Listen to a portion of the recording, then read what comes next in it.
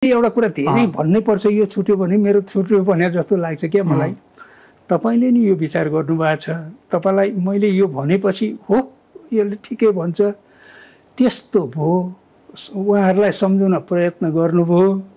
अनि त्यसपछि उहाँ चाहिँ पोखरा उसमा जानुभयो, मुक्ताङसम्म जानुभयो, पुरै देश ठप्प भए जस्तो भयो। धेरैचोटि यस्तो भएको छ, तपाईँले विचार गर्नुभएको होला होइन। उहाँ आएपछि फेरि त्यो गतिशील हुन थालिहाल्यो। उहाँ प्रमुख प्रतिपक्षी दलको नेता हो, बारम्बार प्रधानमन्त्री भएको मान्छे हो, नेपालको आजको दिनको एउटा शीर्ष नेता हो, त्यो त हो।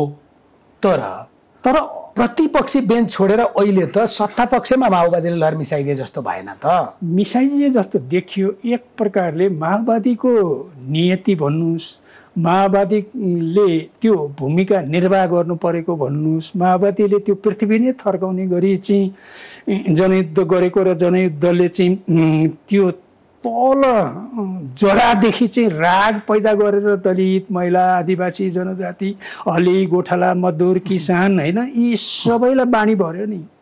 भनेपछि चाहिँ त्यो कारणले गर्दाखेरि पनि उसले आफ्नो जिम्मेवारी बोध गर्नु, यो कुरा मेरो होइन राजेन्द्रजी, यो कुरा चार्ल्स हाभिल्यान्डको हो, यो कुरा मेरो होइन ग्यारी लिपको हो, यो कुरा ली अनेस्टको हो, मेरो होइन।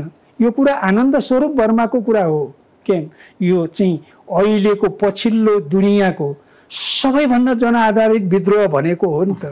तर कहिलेकाहीँ राजनीतिमा त उतार चढाव आदि इत्यादि यस्तो विलक्षण मान्छे यो दुनियाँमा जन्मिएको छैन जसले गल्ती नै कहिले नगरोस्।